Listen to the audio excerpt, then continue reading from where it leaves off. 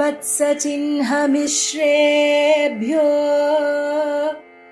नम उक्तिमधीमहे यदुक्तयस्त्रयी कण्ठे यान्ति मङ्गलसूत्रताम् श्रीवत्सचिह्नमिश्रेभ्यो नम उक्तिमधीमहे यदुक्तयस्त्रयी कण्ठे यान्ति मङ्गलसूत्रताम् श्रीवत्सचिह्नमिश्रेभ्यो नम उक्तिमधीमहे यदुक्तयस्त्रयी कण्ठे यान्ति मङ्गलसूत्रताम्. குரத்தாழ்வான் அருளிச் செய்த வரதராஜஸ்தவத்தை அனுபவிக்க இருக்கிறோம். அதிலும் 61வது ஸ்லோகம் தொடங்கி 65வது ஸ்லோகம் வரை அனுபவிக்க இருக்கிறோம்.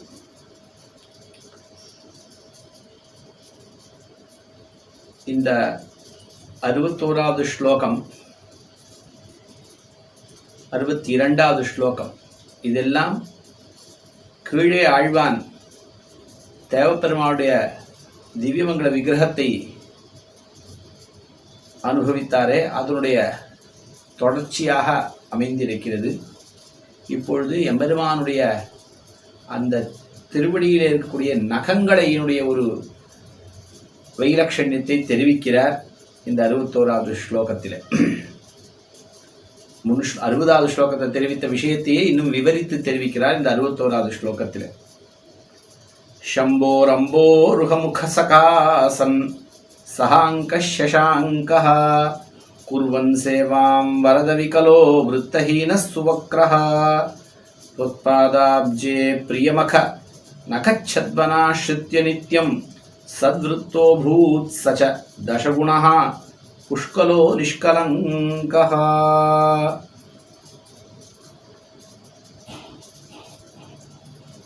இங்கே ஆழ்வான் என்ன தெரிவிக்க விரும்புகின்றார் என்னால், எம்பெருமானுடைய திருவடிகளிலே இருக்கக்கூடிய நகங்கள் அவைகள் சந்திரனைப் போலே, ஒரு பூர்ண சந்திரனைப் போலே பல பல பல பலவென்று இருக்கின்றன. என்ன அந்த நகங்களுடைய ஒரு காந்தியை பற்றி தெரிவிக்க வேண்டியது தான் அவருடைய திருவுள்ளம். அது ரொம்ப சமத்காரமாக தெரிவித்தருள்கிறார் ஆழ்வான். இந்த சந்திரன் என்பவன் ருத்ரனுடைய சிரசிலும் இருக்கிறான். எம்பெருமானுடைய நகத்தையும் நகமாகவும் அவனே மாறிவிட்டான். எம்பெருமானுடைய நகங்கள் காந்தி பெற்று விளங்குகின்றன, சந்திரன் போலே காந்தி பெற்று விளங்குகின்றன என்று சொல்வதை காட்டிலும் அவர் அந்த எம்பெருமானுடைய நகங்களே சந்திரன்கள் என்று தெரிவிக்கிறார். அந்த ருத்ரனுடைய சிரசிலே இருந்த சந்திரன் எப்படிப்பட்டது, இப்பொழுது அந்த சந்திரன் எம்பெருமானுடைய திருவடிகளை நகம் என்கிற வியாஜத்தாலே அடைந்து எப்படி இருக்கிறான், இது இரண்டையும் பேசுகின்றார் ஆழ்வார். எம்பெருமானை விழித்து, தேவப்பெருமாளை விழித்து இந்த ஸ்லோகத்தை அருளிச் செய்கிறார். ஹே அம்போருகமுக புரியமக வரத, வரத அடியார்களுக்கு வேண்டிய எல்லாம் வரத்தை கொடுக்கும் தேவப்பெருமாளே, அம்போருகமுக தாமரை போன்ற திருமுக மண்டலத்தை உடையவரே, புரியமக மகம் என்னால் யாகம் என்னர்த்தம், யஜ்யம் என்னர்த்தம். எம்பெருமானுக்கு யாகங்கள் என்னால் ரொம்ப பிடிக்கும், யஜ்யங்கள் என்னால். அந்த யஜ்யோவை விஷ்ணுகு என்று சொல்வார்கள். அந்த யாகங்களினாலே ஆராதிக்கப்படுபவன் அவன், அவனுக்கு அது மிகவும் பிடித்தமானது. ஆனால் பிரியமக என்று தெரிவித்தார். ஏ அம்போருகமுக வரத பிரியமக. இந்த சசாங்கனை பற்றித்தான் பேசுகிறார். சசாங்கன் என்னால் சந்திரன். இந்த சசாங்கன் சந்திரன் शंभोः सखासन् शशाङ्कः सहाङ्कः அதாவது சந்திரன் என்பவன் களங்கமுடையவன். இந்த சந்திரனத்தில் சில பிளாக் ஸ்பாட்ஸ் தெரியுமோ, அதுதான் அங்கம். சில பிளாக் ஸ்பாட்ஸோடு கூடியிருக்கக்கூடிய இந்த சந்திரன் ஷம்போஹோ சகாசன், ஷம்பு ருத்ரனுடைய சகாவாக இருக்கிறான். அதாவது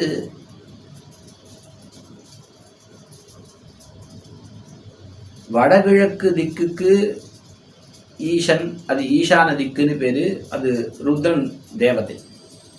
வடக்கு திக்குக்கு சோமன் தேவதை என்று சொல்வதும் உண்டு. அதனால இருவரும் வடக்கு திக்கிலே சோமன், வடகிழக்கு திக்கிலே ஈசானன். ஆகையினால ரெண்டு பேரும் பக்கத்தில் இருக்கவா தோழர்கள். ஷம்போஹோ சகாசன், அவனுக்கு சேவையும் செய்கிறான்.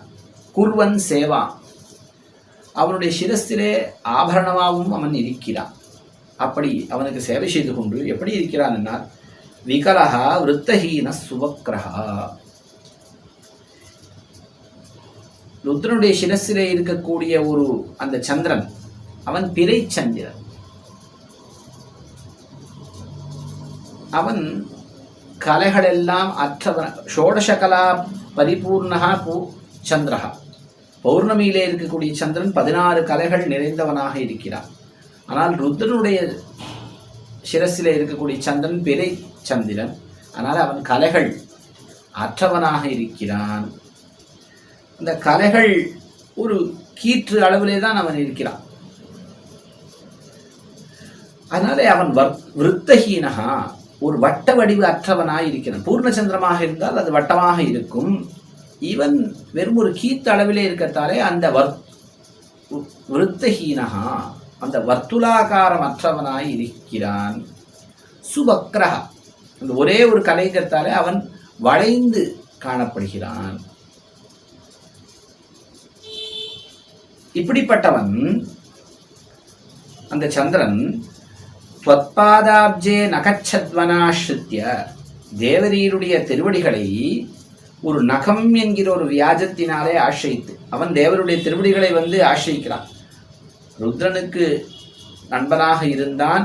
இப்படி இருந்தவன் தேவரீர் திருவடிகளை, கீழே சொல்லப்பட்டபடி இருந்தவன் தேவரீர் திருவடிகளை நகம் என்கிற வியாஜத்தாலே ஆசிரிக்கிறான். நகம் என்கிற வடிவை எடுத்துக்கொண்டு தேவருடைய திருவடிகளை ஆசிரிக்கிறான்.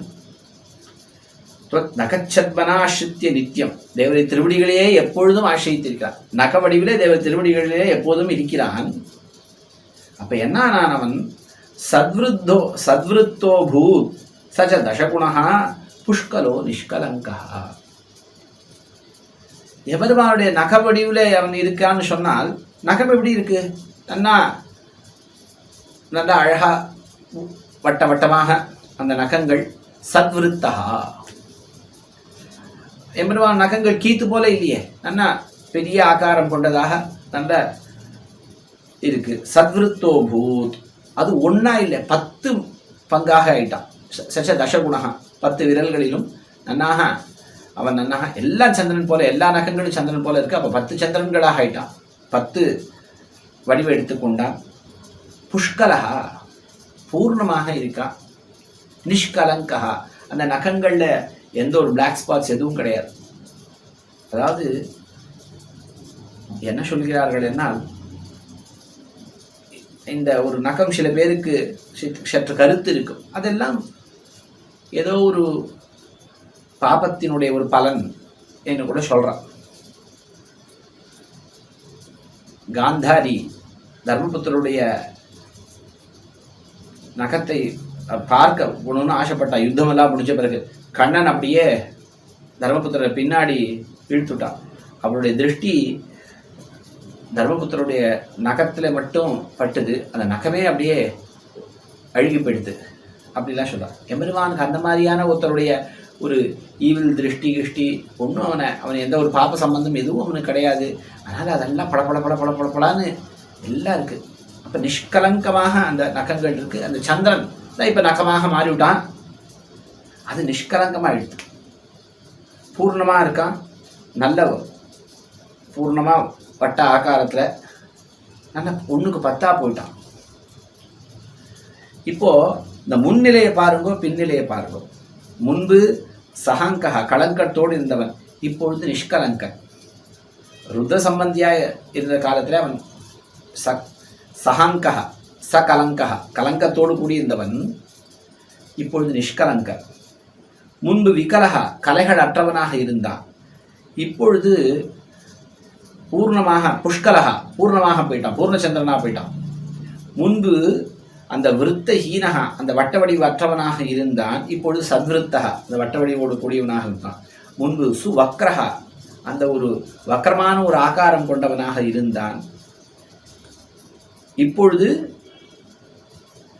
என்ன சொல்றது, அந்த அந்த வக்கர ஆகாரம் நீங்கி நல்ல வட்ட வடிவ நல்ல இதுவாக போயிட்டான், சத்விருத்தனாக அவன் ஆயிட்டான்.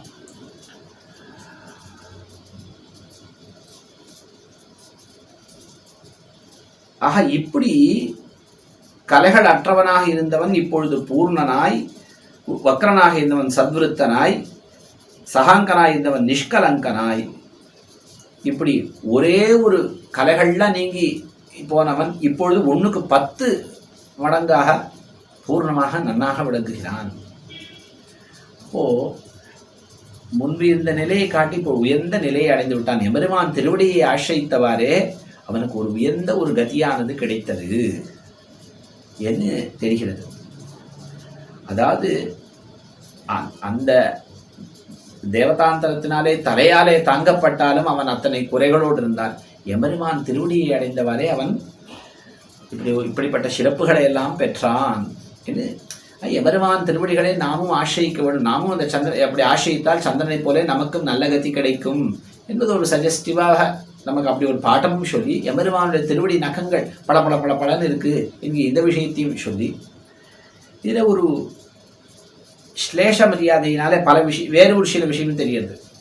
அதாவது இந்த சகாங்ககன களங்கம்ங்கிற மாதிரி பாபம் அப்படிங்கிற ஒரு அர்த்தம் உண்டு அங்கம்ங்கிற சப்தத்துக்கு. முன்பு பாபத்தோடு இருந்தவன், விகலன் என்னால் கலைகள் அற்றவன், ஞானமற்றவன், சாஸ்திர சம்பந்தம் சாஸ்திர ஜானம் எல்லாம் இல்லாத இருந்தவன், விருத்தஹீனன், ஒரு ஆச்சாரமற்றவன், வக்ரன் சுவக்ரன். இது எப்படி வடிவத்திலே இருக்கக்கூடிய ஒரு வக்ரமோ அதுபோல ஒரு உள்ளத்திலே இருக்கக்கூடிய வக்ரத்தையும் குறிக்கும். அதனால் ஒரு கபட்டமாக குட்டிலமான புத்தியை உடையவனாக இருந்தவன் ஒருவரை ஆசிரிக்கு, அவருடைய திருவடியை ஆசிரித்து ஒரு நல்லோருடைய ஒரு பாபமுடையவன், ஞானமற்றவன், ஒழுக்கமற்றவன், குடில புத்தியை உடையவன் ஒருவருடைய திருவடியை ஆசிரித்து அவன் என்ன ஆகிறான், நல்ல ஒரு ஒழுக்கமுடையவனாய், சத்விருத்தனாய், நல்ல கல்யாண தசகுணக, நல்ல கல்யாண குணங்கள் உடையவனாய், நல்ல குணங்கள் உடையவனாய், அந்த வக்கரத்தை எல்லாம் நீங்கி புஷ்கரகா, நல்ல ஒரு சாஸ்திரஜானம் நிரம்பியவனாய், முன்பு கலையற்றவனாக இருந்தவனாய் இப்போ நல்ல பூர்ணனாய், நிஷ்கலங்கா பாப சம்பந்தம் எல்லாம் நீங்கியவனாய் நல்ல நிலை அடைந்தான் அப்படிங்கிற ஒரு அர்த்தம் கூட துவனிக்கிறது இங்கே. அந்த ஸ்லேஷையினாலே அந்த மாதிரியான சப்தங்களை பிரயோகப்படுத்தியிருக்கிறதாலே ஒரு சாமானியனை ஆசிரித்து இப்படிப்பட்டு இருந்தவன் ஒரு நல்லவனுடைய ஒரு உயர்ந்தவனுடைய திருவடியை ஆசிரித்து நல்ல குணங்களை பெற்றான் அப்படிங்கிற ஒரு அர்த்தம் கூட தெரியுது. ஆகையினாலே நல்லோர்களை ஆசிரிக்க வேண்டும் என்கிற ஒரு அர்த்தமும் நமக்கு போதிக்கப்பட்டது. எம்பெருமான் மிக உயர்ந்தவன், அவன் திருவடியை நாம் ஆசிரிக்க வேண்டும். சந்தன் கூட இப்படிப்பட்ட உயர்த்தியை எல்லாம் பெற்றான். நீங்களும் அந்த எம்பெருமான் திருவடியை ஆசிரியுங்கோள் என்கிற ஒரு கருத்தும் ஒரு மெசேஜும் இந்த ஸ்லோகத்தினாலே தரப்படுகிறது. ஆக இப்படி எம்பெருமானுடைய இந்த திருவடி நகத்தை அனுபவித்தார். இதற்கு மேலே அந்த திருவடியிலிருந்து பெருகிய கங்கை நதியை பற்றி தெரிவிக்கிறார். திருமேனியுடைய அவயவமாக திருமேனி அவயவ வர்ணனம் ஆயிற்று. இருந்தாலும் அந்த திருமேனியினுடைய ஒரு சம்பந்தம் பெற்றது இந்த கங்கை, இந்த அதனுடைய ஒரு பெருமையை தெரிவிக்கிறார் இந்த அடுத்த ஸ்லோகத்தில். त्वत्पादाब्जे प्रजाता सुरसरितभवत् प्राच्यदुग्धा ततस्ता स्वेकां धत्ते ध्रुवः सा त्रिभुवनमपुनात् त्रीन्पतो भावयन्ती तत्रैकाखं व्रजन्ती शिवयति तु शिवं सा पुनः सप्तधा भूत् तास्वेकागां पुनाना वरदसगरजस्वर्गसर्कं சகரஜ ஸ்வர்க சர்க்கம் சகார.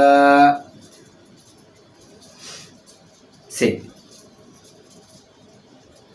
அதாவது எம்பெருமான் திரிவிக்ரமாவதார காலத்திலே உலகங்களை எல்லாம் அளந்தருளினான்.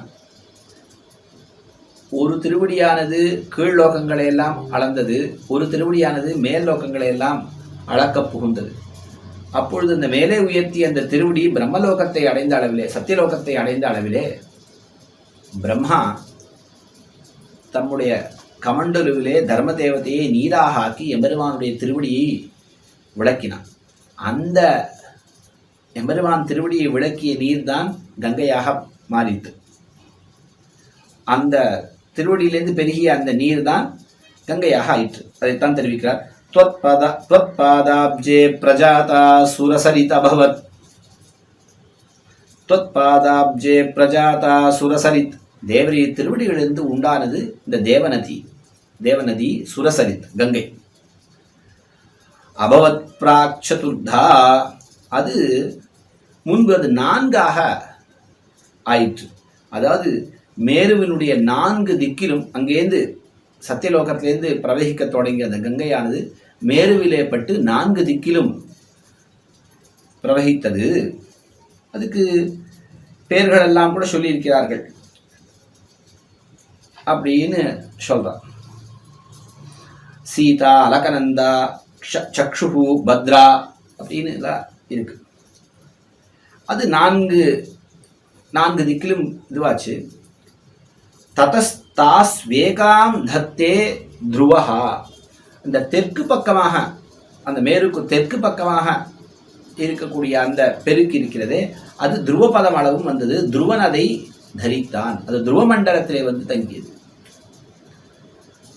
அந்த தெற்கு பக்கம் தாசு ஏகாம் தத்தே துருவஹா. ததா தாஸ் வேகாம் தத்தே துருவஹா. அந்த பிற்பாடு அந்த 4 பிரிவாக பிரிந்த அந்த பிரிவுகளிலே ஒன்றை துருவன், அந்த துருவ மண்டலம் தரித்தது. சா திரிபுவனம் அப்புனா த்ரீன்பதோ பாவயந்தி. அது 3 மார்க்கங்களை ஆசிரித்து 3 லோகங்களையும் அது புனிதப்படுத்தியது. 3 லோகங்களையும் அது புனிதப்படுத்தியது. அந்த 3 லோகங்களையும் புனிதப்படுத்தியது. 3ஆக பிரிந்ததுன்னு சொன்ன போது அந்த துருவ மண்டலத்தில் வந்து சேர்ந்த அந்த கங்கை, அதில் தத்ரைகா கம்ரஜந்தி சிவயதிது சிவம். அதை மேல் நோக்கி ஆகாயத்தை நோக்கி செல்லக்கூடிய அந்த மேல் நோக்கி செல்லக்கூடிய அந்த ஆகாயத்தை நோக்கி செல்லக்கூடிய ஒன்று, மேல் நோக்கி செல்லக்கூடியது சிவயதிது சிவம். அதை ருத்ரன் தன்னுடைய சிரசினாலே தரித்தான். அது அந்த ருத்ரனை சிவயதிது சிவம், அவனை மங்கள வஸ்துவாக ஆக்கினது, அவனை புனிதப்படுத்தியது. தத்ரைகா கம்ரஜந்தி சிவயதிது சிவம். சிவம் சிவயதி. கஸ்ய பாதோதகேன சசிவஹா ஸ்வசிரோதுதேன என்று ஆளவந்தாரும் ஸ்தோத்திரத்தை தெரிவித்துள்ளார். யாருடைய திருவடி தீர்த்தத்தினாலே அந்த ருத்ரனும் சிவனானானோ அவனை மங்களம் சிவயத்தினா அவனை புனிதப்படுத்துகின்றன. அந்த சிவன் தன்னுடைய சிரசிலே தரித்தானே அந்த கங்கை சா புன சப்ததா பூத், அது பிற்பாடு 7ஆக பிரிந்தது. தாஸ் வேகா காம் புனானா வரத, அவைகளிலே ஒன்று இந்த பூமியை புனிதப்படுத்தக்கூடியதாய் சகரஜ ஸ்வர்க சர்க்கம் சகார. சகர மகாராஜருடைய பிள்ளைகள் அவர்களுக்கு சொர்க்க சிருஷ்டியை செய்தது, அவர்களுக்கு சொர்க்கத்தை ஏற்படுத்தி கொடுத்தது. இந்த சகரபுத்திரர்களுக்கு ஸ்வர்க்கம் கங்கையின் மூலமாக கிடைத்ததுங்கிற சரித்திரம் ஸ்ரீராமாயணத்தில் ரொம்ப பிரசித்தம். பாலகாண்டத்தில் விஸ்வாமித்திர சக்கரவர்த்தி திருமணாருக்கு எடுத்துரைப்பதாக இந்த சரித்திரம் அமைந்திருக்கிறது. அதாவது சகர மகாராஜன் ஒரு அஸ்வமேத யாகம் செய்ய புக, இவன் இதனாலே அவன் அஸ்வமேத யாகம் செய்து இந்திர பதவியை அடைந்து விடுவானோ என்று பயந்து இந்திரன் அந்த குதிரையை ஒழித்து வைக்க சகரவண்ணன் தன்னுடைய புத்திரர்கள் 60,000 புத்திரர்களை நீங்கள் போய் இந்த யாக குதிரையை தேடிக்கொண்டு வாருங்கோள் என்று அனுப்ப அவர்கள் எங்கும் தேடியதை காணாமல் பூமியை கல்லிக்கொண்டே சென்று இங்கே கீழ் உலகத்திலே அந்த கபில மகர்ஷியினுடைய ஆசிரமத்திலே அந்த குதிரையை கண்டு இவர்தான் திருடி இருக்க வேண்டும் என அவரை எதிர்க்க புக அவர் கோபத்தினாலே இவர்களை பார்க்க அவர்கள் அப்படியே சாம்பலாகி போனார்கள். ஐயோ, இப்படி அவர்களை காணவில்லையே என்று சொல்லிக்கொண்டு சகர மன்னனுடைய மற்றொரு பிள்ளையான அசமஞ்சசனுடைய பிள்ளை அம்சுமான் தன்னுடைய பித்ருவியர்களை தேடிக்கொண்டு வந்து அவர்கள் இப்படி சாம்பலாக இருப்பதைக் கண்டு வருத்தமுற்றான். குதிரையை மீட்டு கொண்டு வந்து யாகத்தை பூர்த்தி செய்தான். அப்பொழுது அந்த கபில மகரிஷி இப்படி இவர்கள் ஆகிவிட்டார்களேன்னு கேட்க, எப்பொழுது கங்கா ஜலம் இவர்கள் மேலே படுமோ அப்பொழுதுதான் இவர்கள் நல்லகத்தியை அடைவார்கள் என்று சொல்ல, அம்சுமானாலே அது இயலவில்லை. பிற்பாடு அவனுடைய பிள்ளையான திலீபனாலும் அது இயலவில்லை. அந்த கங்கையானது மேலே பிரவகித்துக் கொண்டிருக்கிறது. அதை கீழே இந்த பூலோகம், அதுக்கு கீழே இந்த கீழ் லோகத்துக்கு அழைத்து கொண்டு வர முடியவில்லை. இந்த பாதாளம் வரைக்கும் அது போக முடியல. பிற்பாடு பகீரதன் தபஸை செய்து இந்த ருத்ரனிடம் பிரார்த்தித்து அவன் சிரசிலே இருக்கக்கூடிய அந்த கங்கையை கீழே வரச் செய்தான். அந்த நீரானது இவர்களை புனிதப்படுத்தியது. அவர்கள் நல்ல உயர்ந்த கத்தியை அடைந்தார்கள் என்கிற சரித்திரம் ஸ்ரீராமாயணத்தில் சொல்லப்பட்டிருக்கிறது. அதை இங்கே நினைவு கூறுகிறார். தாஸ்வேகா காம் புனானா வரத சகரஜ ஸ்வர்க சர்க்கம் சகார. இந்த சகரபுத்திரர்களுக்கு ஸ்வர்க்கத்தை ஏற்படுத்தி கொடுத்தது என்று இந்த விஷயத்தை தெரிவிக்கிறார். இப்படி எம்பெருமானுடைய திருமேனி அவயவம் அந்த கடைசி இது எம்பெருமானுடைய திருவடி நகத்தினுடைய வர்ணனமாயிற்று. அந்த திருவடியிலிருந்து பெருகிய அந்த கங்கையினுடைய ஒரு பெருமையும் சொல்லப்பட்டது. அது கூடவே அந்த என்ன சொல்லப்பட்டது என்னால், எம்பெருமானுடைய திருவடியை ஆசிரித்த அந்த சந்திரன் உயர்ந்த ஒரு குணங்களை எல்லாம் பெற்றான் என்னும் சொல்லப்பட்டது. எம்பெருமானுடைய திருவடியை சேவித்தல் நலம், நமக்கு நன்மையை விளைவிக்கும் என்று சொல்லுது. இந்த ஸ்லோகத்தில் கூட எம்பெருமானுடைய திருவடியிலிருந்து புறப்பட்ட அந்த கங்கையை ருத்ரன் தன்னுடைய சிரசிலே தரித்தான். பிரம்மதான் அதை எம்பெருமானுடைய திருவடியை விளக்கினார். அந்த தீர்த்தத்தை ருத்ரன் தன்னுடைய சிரசிலே தரித்தான். இப்போ நாமே புரிந்து கொள்ளலாம் இதிலே யார் உயர்ந்த தெய்வம் என்று. ஒருவருடைய திருவடி விளக்கப்படுகிறது ஒருவரால், மற்றொருவர் இந்த திருவடி தீர்த்தத்தை சிரசாலே தாங்குகிறார், தலையால் தாங்குகிறார். இவர்கள் மூவரிலே யார் உயர்ந்த தத்துவம்? இதை அவர்களே புரிந்து கொள்ளலாம். இது கையிலங்கு நெல்லிக்கனி. இதன் மூலமாகவும் எம்பெருமான் நாராயணன் தான் உயர்ந்த தத்துவம் நாராயண பரஹா என்பதையும் காட்டினார். இந்த ஸ்லோகத்தின் மூலம் இதையும் தெரிவித்தருளினார் ஆழ்வார். இதற்கு மேலே இதோட இந்த திருமேனி சம்பந்தப்பட்ட அந்த கங்கையினுடைய வர்ணனம் இதெல்லாம் பூர்த்தி ஆயிற்று. இனிமேல் எம்பெருமானுடைய திவ்ய அவதாரங்களை பற்றி பேசப் போகிறார் அடுத்த ஸ்லோகத்திற்கு. நடுவிலே இந்த ஸ்லோகம் இருக்கு. எம்பெருமான் தன்னுடைய அனைத்து அவனது நாம் எதை பார்க்கிறோமோ அது அனைத்தும் அவன் தனக்காக கொள்ளவில்லை, தன்னுடைய அடியார்களுக்காகத்தான் அத்தனையும் கொண்டிருக்கிறான். அடியார்களுக்காக எல்லாவற்றையும் விநியோகப்படுத்துகின்றான் என்று தெரிவிக்கிறார். எம்பெருமானுக்காக எதுவும் இல்லை.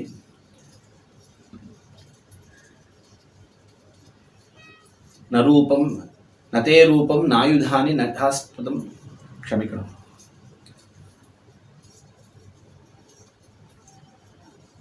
நதே ரூபம் நச்சாகாரஹ நாயுதானி நச்சாஸ்பதம் ததாபி புருஷாகாரஹ பக்தானாம் துவம் பிரகாசசே என்று ஜிதந்தே ஸ்தோத்திரத்தை சொல்லப்பட்டிருக்கிறது. அதை அடியொட்டித்தான் இந்த ஸ்லோகம், இந்த 63வது ஸ்லோகமும் வந்திருக்கிறது. ஆழ்வான் அந்த ஸ்லோகத்தை அடியொற்றி இப்படி அருளி செய்கிறார். அந்த ஸ்லோகம் என்ன சொல்றது? ஜிதந்தே ஸ்தோத்திரத்தில் நதே ரூபம் நச்சாகாரா நாயுதானி நச்சாஸ்பதம். தேவரீருக்கென்னு இங்கே ரூபம் என்பது ஸ்வரூபத்தை குறிக்கிறது, திவ்ய ஆத்மஸ்வரூபம். இந்த ஆத்மஸ்வரூபமோ தேவரீருடைய அந்த ஆத்மஸ்வரூபமோ ஆகாரா, இங்கே ரூபம் என்பது வடிவத்தை சொல்லவில்லை, ஏன்னால் ஆகாரா என்கிற சப்தம் இருக்கிறது. அப்படி அதுதான் திருமேனியை சொல்கிறது. ஆனால் ரூபம் என்கிற சப்தம் ஸ்வரூபத்தை குறிக்கிறது. தேவருடைய திவ்யாத்ம ஸ்வரூபமோ திவ்யமங்கள விக்கிரகமோ நதே ரூபம் நச்சாகாரா நாயுதானி நச்சாஸ்பதம். ஆயுதங்களோ திவ்யாயுதங்களோ தேவருடைய இருப்பு அவைகளோ எதுவும் தேவரீருக்காக கிடையாது. ததாபி புருஷாக்காரா பக்தானாம் தொம் பிரகாசசே. அடியார்களுக்காக தேவரை அனைத்தையும் வைத்தீர். அடியார்களுக்காக ஒரு புருஷனான ஒரு ஆகாரத்தை அவதாரங்கள்லாம் செய்து ஒரு புருஷ வடிவை கொள்கிறீர் தேவரி. இந்த வடிவத்தாலே தேவரீர் பெற வேண்டியது எதுவும் இல்லை என்று அங்கே சொல்லப்பட்டது. அதைத்தான் அதே ஒரு சாயையாக இங்கே அருளி செய்கிறார். 63வது ஸ்லோகம். பரிஜன பரிபர்ஹா பூஷணான்யாயுதானி பிரவர குணகணாಶ್ಚ ஞான சக்தியாதயஸ்தே பரமபதம் அதாண்டான்யாத்மதேஹஸ்ததாத்மா வரத சகலமேதத் சம்ஸ்ருதார்த்தம் சகர்த்த. வரத தேவப்பெருமாளே, பரிஜன பரிபர்காக, பரிஜனங்கள் தேவரீருக்கு கைங்கரியர்கள் நித்தியமுக்தர்கள்,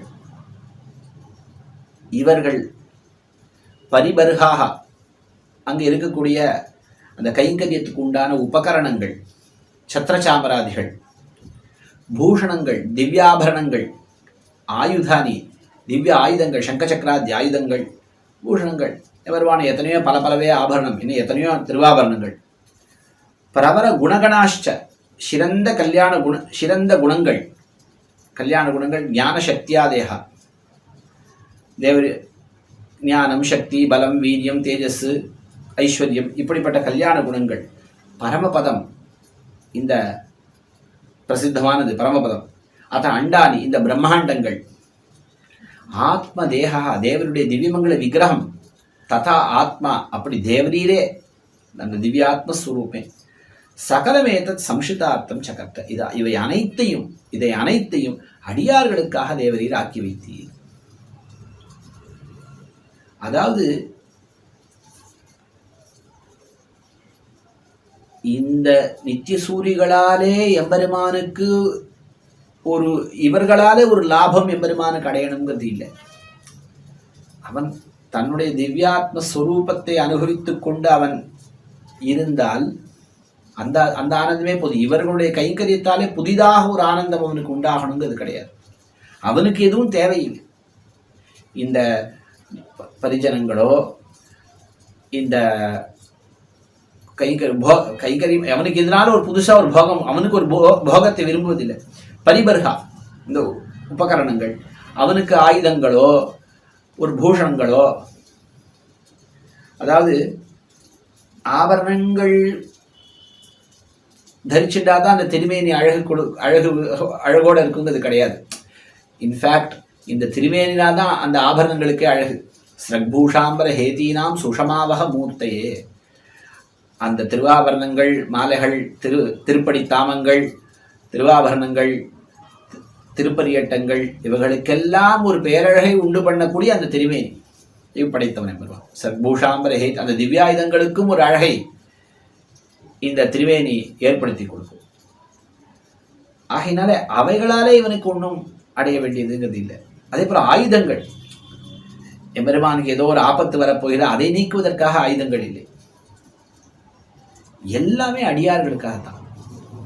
இப்போ அந்த பரிஜனங்கள் நித்தியசூரியர்கள் நித்திய முக்தர்கள்லாம் இருக்காளே, அடியார்கள் எம்பெருமானை கைங்கரியம் பண்ணி அவர்கள் சத்தை பெற வேணும். அது கைங்கரியம் பண்ணச்சே ஒரு உஷா துணையாக அவர்களுக்கு அடியார்கள் குழாங்களை உடன் கூடுவதென்று சொல்லணும் அவர்கள் பாரிக்கிறார்கள். அதற்காக அடியார்கள் கைங்கரியம் பண்ணத்துக்கு உபகரணங்கள், பரிபரகங்கள், ஆபரணங்கள் அடியார்களுக்கு இன்னும் ஒரு போக்கியத்தை அனுபவிக்கிறதுக்கு அவர்களுடைய ஆயுதங்கள்லாம் இருந்தால் அவர்களுக்கு அனுபவிக்கிறது இன்னும் நன்னா இருக்கும். அவர்களுடைய இப்போ பத்த தசையில ஆயுதங்களோடு கூடிய எம்பெருமானை தியானம் பண்ணினா அது இன்னும் மனசை கவரும். ஆயுதங்கள் அவருடைய அடியார்களுடைய விரோதிகளை அந்த அடியாரோட விரோதிகளை போக்குவதற்காக ஆயுதங்கள் எம்பெருமானுக்கு கிடையாது. பிரபல குணகணாஷ்ட, உயர்ந்த கல்யாண குணங்கள். எல்லா கல்யாண குணங்களும் யாருக்கு? அந்த வாத்சல்யம் முதலிய கல்யாண குணம். தோஷ குற்றவாளிகளுக்கு வாத்சல்யம், மந்தர்களோடு சேருவதற்கு தான் அந்த சௌஷீல்யம்ங்கிற குணம். அறிவில்லாதவர்களுக்கு எம்பெருமானுடைய அறிவு உபயோகப்படும், ஆற்றல் இல்லாதவர்களுக்கு எம்பெருமானுடைய ஆற்றல் சக்தி. இப்படி எல்லாம் அடியார்களுக்கு தான். பிரவர குணகடாஷ்ட ஞான சக்தியாதேஸ்தே. பரமபதம், அந்த பரமபதம் கூட எம்பெருமானுக்கு தேவையில்லை. வானவர் நாடு அடியார்கள், அவர்களுக்கு நன்னாது அந்த கைங்கரியம் பண்ணுறதுக்கு ஒரு இடம். இடைவிடா அந்த ஒழிவில் காலமெல்லாம் உடனாய் மன்னி வழிவிலா அடிமை செய்வதற்கு ஒரு இடம்.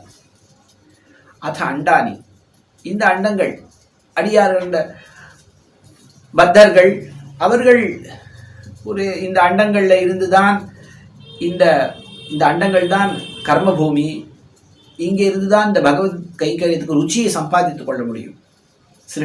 அதுக்காக அவர்களுக்காக இந்த அண்டங்களை எல்லாம் சிருஷ்டித்து பிரளய தசையில இரகுடிந்த பட்சி போல அச்சித்தோடு அச்சித்தாக கலந்திருக்கிறார்கள். அவர்களுக்கு அப்போ ஞானம் ஒடுங்கி இருக்கிறது. ஞானம் விகசிக்க வேணும் என்று சொன்னால் ஒரு சரீரம் வேணும், இந்திரியங்கள் வேணும். அவைகளெல்லாம் வேணும்னு சொன்னால் இந்த அண்டத்துக்குள்ளதான் அவைகள்லாம் காரியம் செய்யும். அதனால அண்டங்களை படைக்கிறான். அடியார்களுக்காக எல்லாம், ஒரு அடியார்களுக்காகத்தான் எல்லாமே. அண்டானி ஆத்ம தேகா, எம்பெருமானுடைய திவ்யமங்கல விக்கிரகம் அடியாருடைய அனுபவத்துக்காக. அவர்கள் கைங்கரியம் பண்ணணும்னு சொன்னால் இந்த கைங்கரியம் இந்த திருமேனிக்கு தானே அவர்கள் திருவாராதனம் இத்தியாதிகள்லாம் பண்ண முடியும். அதுக்காக ஆத்ம தேகா. இதனால அவனுக்கு புதுசாக ஒரு ஆனந்தம் ஒன்றும். ஆத்ம தேகா ததா ஆத்மா, தானும் அவனும் சுவார்த்தமாக தன்னுடைய திவ்யாத்ம ஸ்வரூபம் அவனுக்கு நம்ம நினைக்கிறதில்ல. அது அந்த திவ்யாத்ம ஸ்வரூபம் ஆனந்தோ பிரம்மா. அடியார்களுக்கு இந்த நம்மை அனுபவித்து அவர்கள் ஆனந்தம் அடையட்டும். எல்லா அடியார்களுக்காகத்தான் இருக்கு. ஆஹா வரத சகலமேதத் சம்ஷிதார்த்தம் சக்கரத்த தேவரீர், இது அனைத்தையும் அடியார்களுக்காக ஆக்கி வைத்தீர். அப்படி எம்பெருமான் பாரார்த்தியமே வடிவெடுத்தவனாக இருக்கிறான். நாம பாரார்த்தியமே வடிவெடுத்தவர்களாக இருக்க வேண்டும். எம்பெருமான் நமக்காக இருக்கிறான், பக்த பராதீனனாக இருக்கிறான். எல்லாம் தன்னுடைய அடியார்களுக்காக ஆக்கி வைக்கிறான் என இந்த ஸ்லோகத்திலே தெரிவித்துள்ளார். அடுத்தது இந்த 64வது ஸ்லோகம் தொடங்கி 8 ஸ்லோகங்களினாலே எம்பெருமானுடைய விபவாவதாரங்களை பற்றி பேசுகிறார். அதிலே எதற்காக எம்பெருமான் திருவவதாரம் செய்கிறான் அது இந்த ஸ்லோகத்தில் தெரிவித்தருள்கிறார் ஆழ்வான். எம்பெருமான் கீதையிலே தெரிவித்தானே, பரித்ராணாய சாதுனாம் விநாசாய ச துஷ்கிருதாம் தர்ம சம்ஸ்தாபனார்த்தாய சம்பவாமி யுகே யுகே என்று தெரிவித்தானே கண்ணன் கீதையிலே. அதே விஷயத்தை தான் இங்கே தெரிவிக்கிறார், வேறு விதமாக தெரிவிக்கிறார். அதாவது இதற்காக எம்பெருமான் திருவவதாரம் செய்யவில்லை, இந்த காரணத்திற்காக திருவவதாரம் செய்கிறார் என்று விளக்கி தெரிவிக்கிறார்.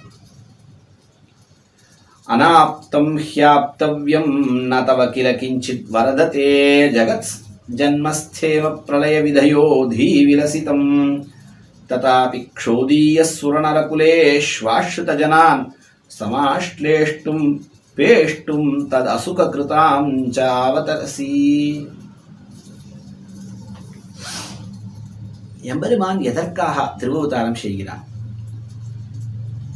தனக்கு கிடைக்காத ஒன்று கிடைக்க வேண்டும் என்பதற்காக திருவவதாரம் செய்கிறானா? கிடையவே கிடையாது. அனாப்தம் ஆப்தவ்யம், அடையப்படாதது ஒன்று அடையப்பட வேண்டும் என்று ஒன்று இல்லை. அப்படி நதவக்கில தேவரீருக்கு தவ அனாப்தம், அடையப்படாதது அடையப்பட வேண்டும், ஆப்தவ்யம் என்று ஒன்று இல்லை. இதுனா அனாப்தம் யாப்தவ்யம் நதவக்கில, அப்படி இல்லவே இல்லையே. ஆக இந்த அவதரித்து ஏதோ அடையாததை அடைய வேண்டும் என்பதில்லை. ஏன்னா எம்பெருமான் அவாப்த சமஸ்த காமன், நினைத்த மாத்திரத்திலே இந்த அவாப்த சமஸ்த காமன் ஏற்கனவே எல்லா காமங்களையும் அனுபவித்து விட்டான்னு அது அவனுக்கு வந்து சேர்ந்து விட்டது என அர்த்தம் இல்லை. அவன் நினைத்தால் உடனே வரும். இந்த அவதாரம் செய்துதான் ஒன்றை அடைய வேண்டும் என்பது கிடையாது. அவன் நினைத்த மாத்திரத்திலே அவனுக்கு எல்லாம் கிடைக்கும்.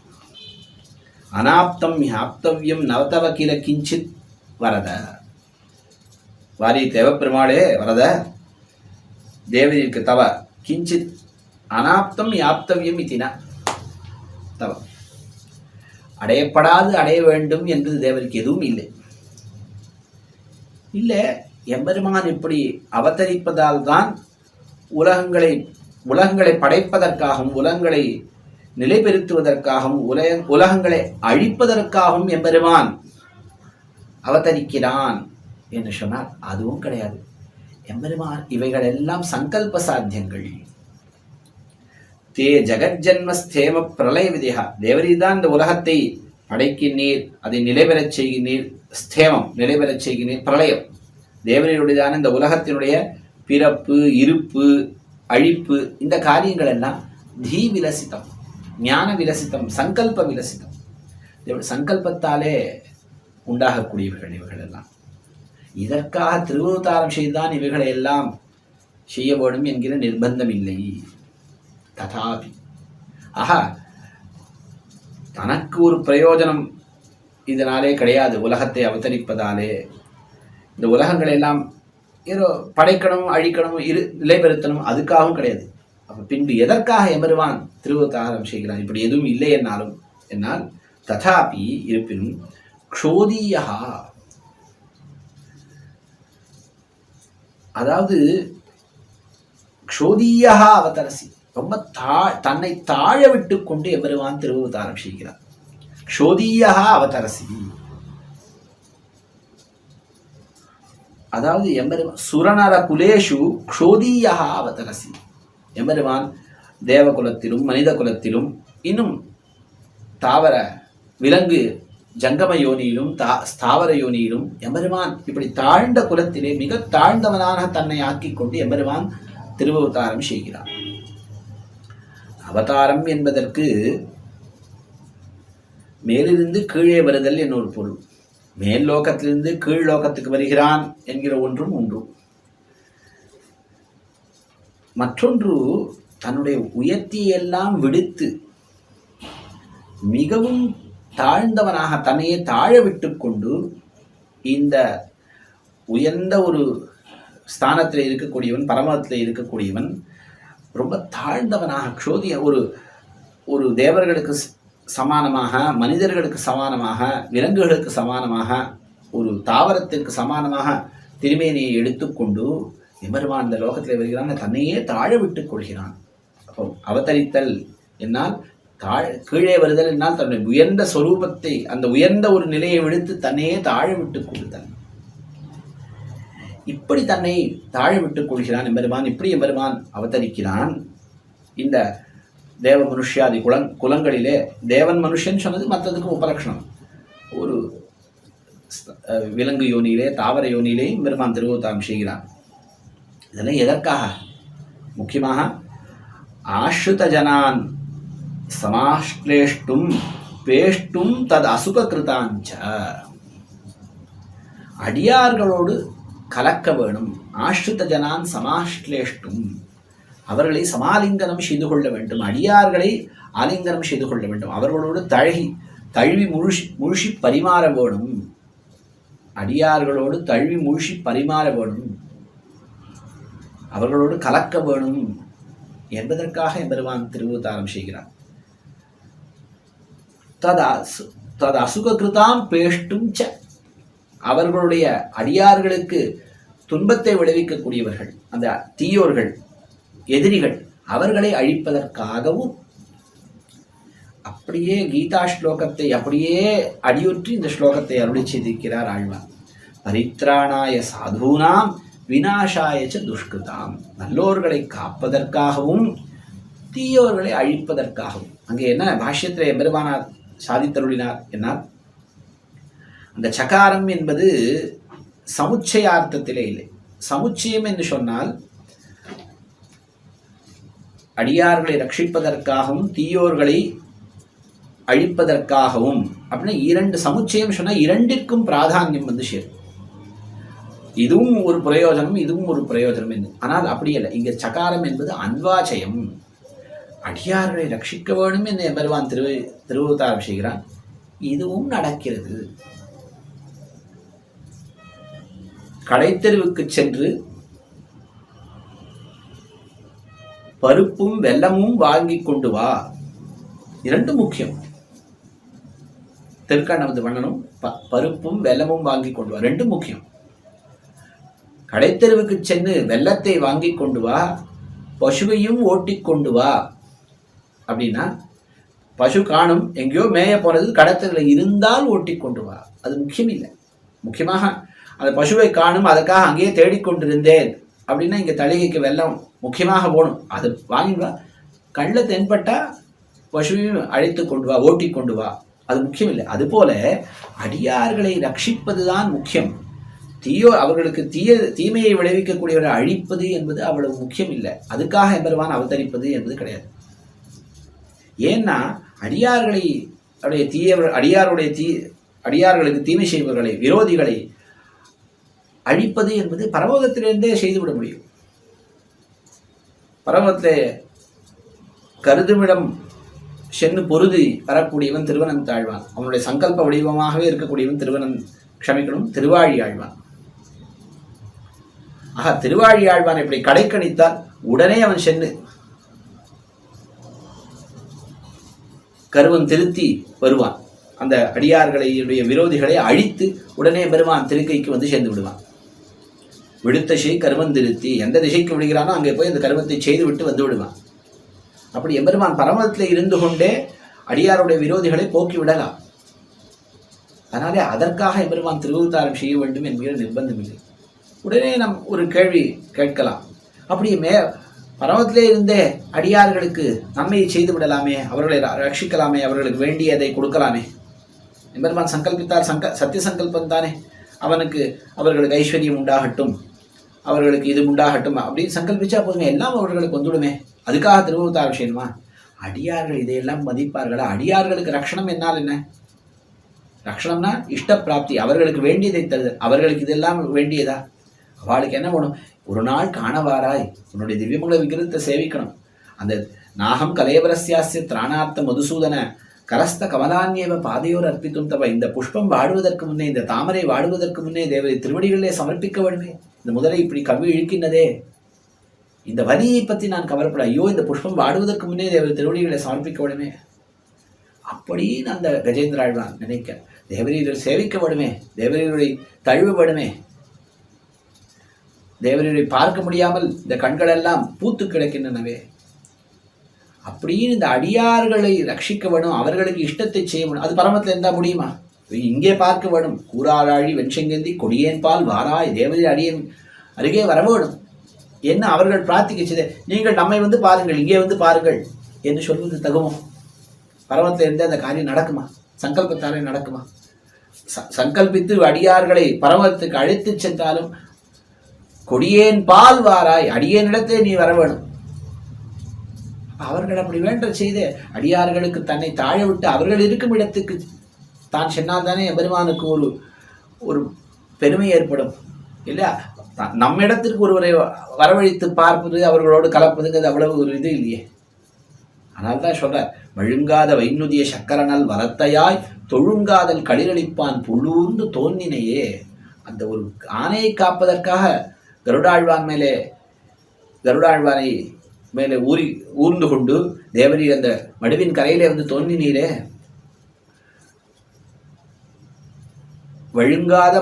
மழுங்காத வைநுதிய சக்கரனால் வளத்தையாய் இருந்த போதிலும் தேவரீர் திருக்கையிலே சக்கரத்தாழ்வான் இருக்கிறான்.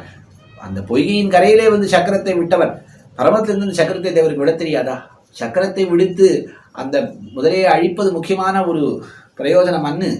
முதலையை அழிப்பது இல்லை, அந்த கஜேந்திராழ்வான் கையிலே இருக்கக்கூடிய அந்த புஷ்பத்தை தன் திருவடிகளிலே அவனை சாத்தும்படியாக செய்ய வேணும். தொழுங்காதல் களிர் அழிப்பான், அவனை ரட்சிப்பதற்காக, அவனுக்கு வேண்டியதை செய்வதற்காக புள்ளூர்ந்து தோன்றினையே. வழுங்காத ஞானமே படையாக உலகில் தொழும்பாயார் கழித்தால் உன் சுடர்ச்சோதி மறையாதே. வெறும் சங்கல்பத்தையே கொண்டு தேவரீர் காத்தீரேயானால் தேவருடைய அந்த புகழ் அடியார்களுக்காக அரைகுலைய தலைகுலைய வரக்கூடியவன் அப்படின்னு அந்த ஒரு தேஜஸ் உன் சுடர்ச்சோதி மறையாதே என்று உடனே சித்தாத் கொண்டார் என்பது தெரிப்பாராம். மறையும் மறையும் மறையும். எம்பெருமான் பரமத்திலே இருந்து கொண்டு சங்கல்பத்தினாலேயே மழுங்காத ஞானமே படையாக உலகில் தொழும்பாயார் கழித்தால், ஞானத்தையே கொண்டு அடியார்களை ரட்சித்தேயானால் அவனுடைய சுடர்ச்சோதி அடியார்கள் இருக்கும் இடத்தேறச் சென்று அவர்களை ரட்சிக்கக்கூடியவன்கிற புகழ், அந்த புகழினாலே உண்டான அந்த ஒரு தேஜஸ் இருக்கிறதே, அந்த சோதி அது மறைந்தே விடும் என்பார். அதனால அடியார்களோடு கலப்பதற்காகத்தான் எம்பெருமான் திருவூத்தாரமே செய்கிறான். அந்த சந்தர்ப்பத்திலே அந்த எதிரிகள் அவர்களுக்கு அவருடைய அனிஷ்டத்தை போக்க வேண்டும் என்பதற்காக அவர்களுடைய எதிரிகளையும் அழிக்கிறான். தது அசுகிருதாம் வேஷ்டும் ச. இந்த சகாரத்திற்கு அந்த ஸ்லோகத்திலே சொல்லப்பட்ட பரித்ராணாய சாதுனாம் விநாசாய ச துஷ்கிருதாம் தர்ம சம்ஸ்தாபனார்த்தாய, இந்த தர்ம சம்ஸ்தாபனம் தர்மத்தை நிலைநாட்டுதல் என்பதும் இந்த சகாரத்தினாலே அனுக்த சமுச்சயமாக சொல்லப்படாதே. அதற்காகவும் இவைகளை செய்வதற்காகவும் இன்னொன்னும் ஒன்று இருக்கு.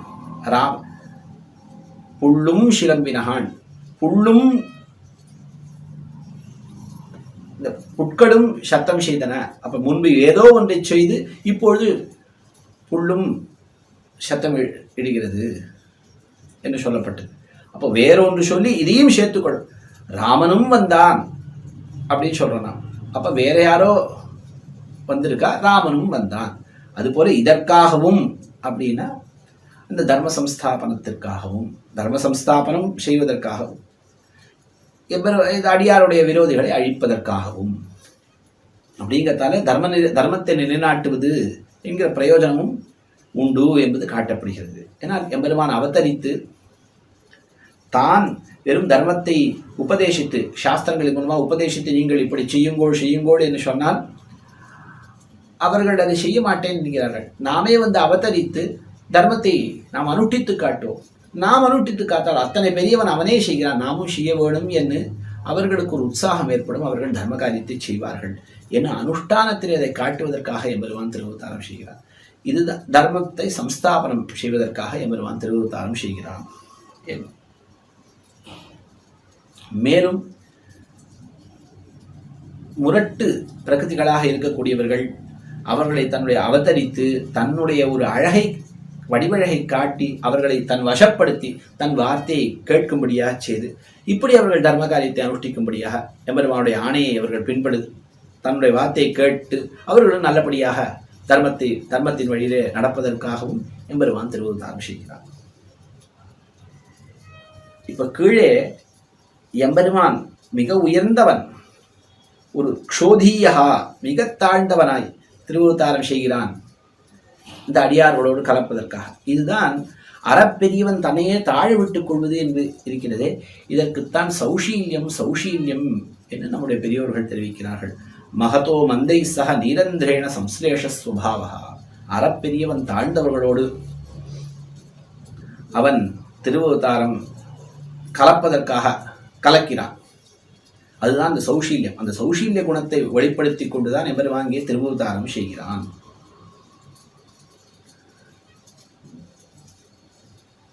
சரி, அதே தான் இங்கே அடுத்த ஸ்லோகத்திலையும் நன்னாக பறக்க தெரிவிக்கிறார்.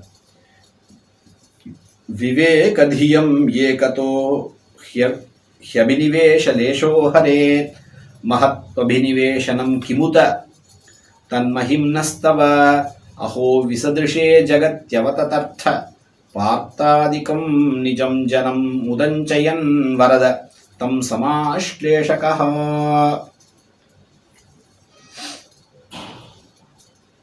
தெரிவிக்கிறார் ஆழ்வார்.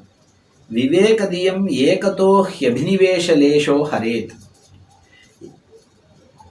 ஏகதோ ஹ்யபினிவேஷ லேஷः விவேகதியம் ஹரேத். ஒரு அபினிவேஷம், ஒரு பிடிவாதம், ஒரு துளிப்போல பிடிவாதம் இருந்தால் ஏதோ ஒரு விஷயத்துல ஏகதா ஏதோ ஒரு விஷயத்துல அதை எப்படியாவது அடைந்து விட வேண்டும் அப்படிப்பட்ட ஒரு அபினிவேஷம், இது ஒரு துளி போல இருந்தாலும் அது விவேகதியம் ஹரே, விவேக புத்தியை அழித்துவிடும், போக்கிவிடும். ஒன்றை அடைய வேண்டும் ஒரு தீராத ஒரு ஆசை இருந்ததுன்னு சொன்னால் எப்படியாவது ஒன்று அடைஞ்சிடணும் அந்த ஒரு விடாப்படியான ஒரு அபினிவேஷம். அப்போ நாம் என்ன செய்வோம், எப்படியாவது இதை நாம் சம்பாதித்து விட வேண்டும். ஹூக் அண்ட் குரூக்குன்னு சொல்வார்கள். எப்படியாவது இதை அப்போ நாம் இதை செய்யலாமா செய்யக்கூடாதா, இது காரியமா அகாரியமா, இது சரியா தப்பா என்னெல்லாம் அந்த ஒரு பகுத்து அறிவதுங்கிறது அது இல்லாத போயிடும். இது நம்ம செய்யலாமா கூடாது, ஏதோ ஒன்று செய்து நாம் இதை பெற்றுவிட வேணும் அப்படிங்கிற அந்த ஒரு எண்ணம் இருந்துடுத்துன்னு சொன்னால் நம்ம விவேக புத்தியே அது போயிடும். இப்படி துளிப்போல அபினிவேஷ லேசனே இப்படி ஒரு காரியத்தை செய்யுமேயானால் மகத்துவ அபினிவேஷம், பெரிய அபினிவேஷம் எப்படியாவது அடித்து விட ரொம்ப தீவிரமான ஒரு ஆசை இருந்ததுன்னு சொன்னால் கிமுத்த அதை பற்றி சொல்லணுமா, அது விவேக புத்தி சர்வாத்மனா போக்கிடும். அது சொல்ற எம்பெருமானுக்கு இப்ப எம்பெருமான் அவதாரம் செய்கிறானே அது எம்பெருமானுடைய ஒரு அபினிவேஷ காரியம். அடியார்கள் எம்பெருமானை இந்த அடியார்கள் நம்மை சேர வேணும் என்ன நினைக்கிறார்களே, அவளுக்கு நம்முடைய திருமேனியை காட்ட வேணுங்கிறது இதெல்லாம் இருக்கு. ஏன்னா உண்மையிலே பார்த்தா எம்பெருமானுக்கு இந்த அடியார்களோடு சேரணுங்கிறதுல இருக்கே, அதுல எவ்வளவு ஆசை, எவ்வளவு பாதிப்பு. அடியார்களுக்கு எம்பெருமானை கிட்ட வேணும் என்பதை காட்டிலும் அடியார்களோடு தான் ஒரு நீராக கலந்து பரிமாற வேணும் என்பதிலே எம்பெருமானுக்கு கொள்ளையாக ஆசை.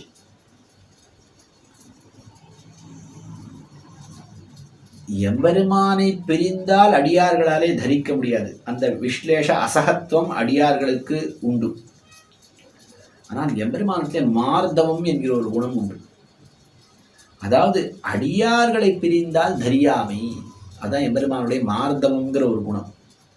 திருமேனிலே இருக்கக்கூடிய மார்தவம் அது சௌகுமாரியம்னு பேர் பெறுது. இது அந்த திவ்ய ஆத்ம குணம் மார்தம், அடியார்களை பிரிந்து தரியாமை. பிராட்டி பெருமாளை பிரிந்து என்னாலே ஊர்துவம் மாசான்னு ஜீவிஷ்யே, ஒரு மாதத்துக்கு மேல் நான் உயிர் வாழ மாட்டேன், பெருமாள் அதற்குள்ளே நம்ம என்னை தம்மோடு சேர்த்துக்கொள்ள வேண்டும் சொன்னான். இந்த விஷயத்தை திருவடி பெருமாள் வந்து சொன்னோடனே ஒரு மாதம் ஜீவிப்பானா ரொம்ப நாள் அவள் ஜீவிச்சுடுவோ, ஆனால் இவளை பிரிந்து என்னால் ஒரு க்ஷணம் கூட தரிக்க முடியல. நஜீவேயம் க்ஷணமபி வினாதாம் அசிதே க்ஷணாம், அந்த கருங்கண்ணியை பிரிந்து என்னால் ஒரு க்ஷணம் கூட தரிக்க முடியவில்லை. ஆள வந்தார் கூட என்ன சொன்னார், சகிருத்வதாலோக விலோக் சகிருத்வதாகார விலோகநாசயா திருணீகிருதானுத்தம புக்தி முக்திபிஹி மகாத்மபிர்மாம் அவலோக்கியதாம் நய க்ஷணேபிதே யத் விரஹோதி துஸ்ஸஹா. எவர்களுடைய ஒரு பிரிவு ஒரு க்ஷணப்பொழுது கூட தேவரிலாலே பொறுக்க முடியாது. அப்படிப்பட்ட மகாத்மாக்கள் அடியார்கள்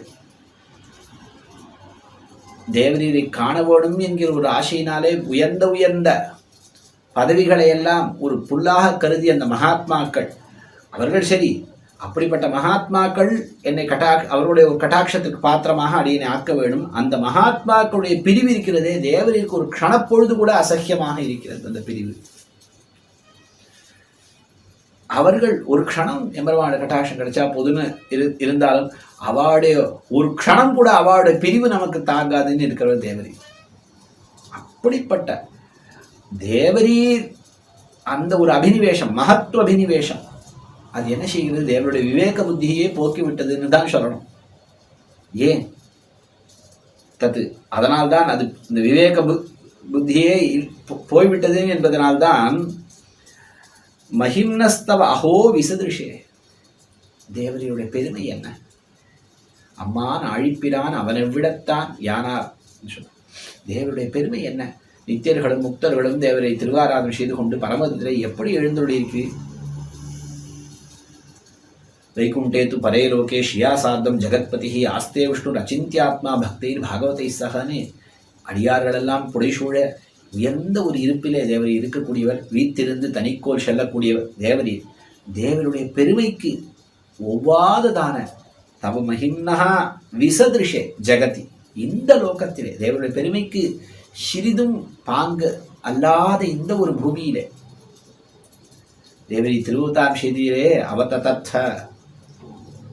இது தேவருக்கு விவேக புத்தி இருந்தால் தேவருக்கு செய்வீரோ, அந்த அடியார்களுக்கு இந்த அபினிவேஷம் என்பது தேவருடைய இந்த பகுத்தறிவையே போக்கிவிட்டதே.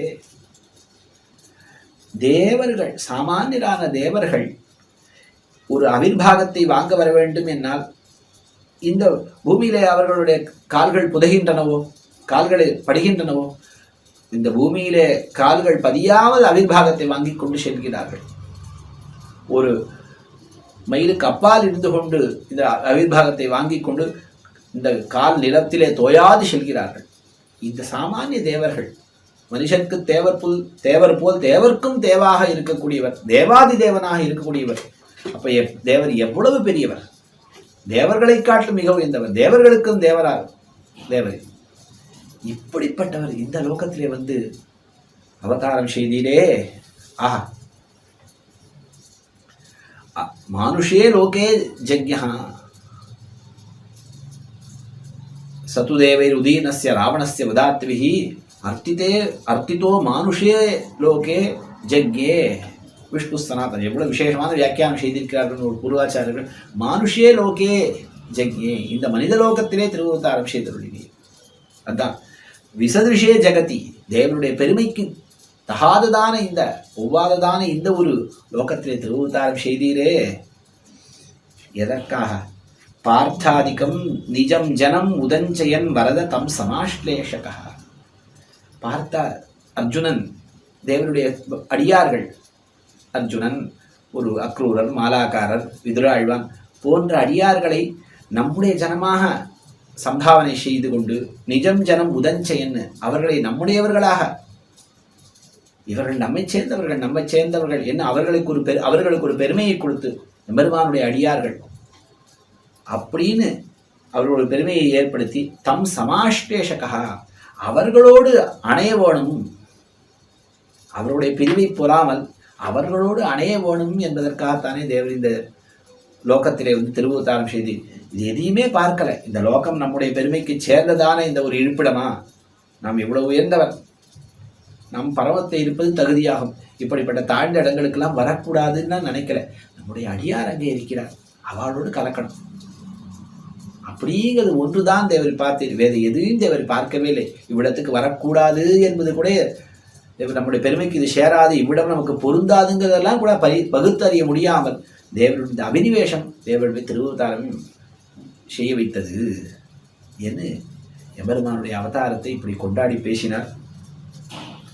எம்பெருமானுடைய அந்த ஒரு சௌஷீல்யம், எம்பெருமான அந்த ஒரு சௌலபியம் முதலிய கல்யாண குணங்களை எல்லாம் இதன் மூலமாக தெரிவித்தருளினார். இப்படிப்பட்ட ஒரு அனுபவத்தை நமக்கு செய்வதற்கு ஒரு வாய்ப்பினை ஏற்படுத்தி கொடுத்த எதுகிரி எதிராஜி சுவாமிக்கு நம்முடைய கிருத்தகீதை தெரிவித்துக் கொண்டு நாம் அமைகிறோம். ஸ்ரீமதே ரம்யஜா மாத்ரு முனீந்திராய மகாத்மனே ஸ்ரீரங்கவாசினே பூயா நித்யஸ்ரீ நித்யமங்கலம். அழ்வார் திருவடிகளே சரணம், பெருமானார் திருவடிகளே சரணம், ஜீயர் திருவடிகளே சரணம். பற்பமென திகழ் பைங்கழலும் தன் பல்லவமே விரலும், பற்பமென திகழ் பைங்கழலும் தன் பல்லவமே விரலும், பாவனமாகிய பைந்துவராடை பதிந்த மருங்கழகோ, பாவனமாகிய பைந்துவராடை பதிந்த மருங்கழகும், முப்புரி நூலோடு முன்கையில் ஏந்திய முக்கோல் தன்னழகும், எப்பொழுதும் யதிராசன் வடிவழகு என் இதயத்துள்ளதால், இல்லை எனக்கெதிர் இல்லை எனக்கெதிர் இல்லை எனக்கெதிரே, இல்லை எனக்கெதிர் இல்லை எனக்கெதிர் இல்லை எனக்கெதிரே, இல்லை எனக்கெதிரே, இல்லை எனக்கெதிரே, இல்லை எனக்கெதிரே.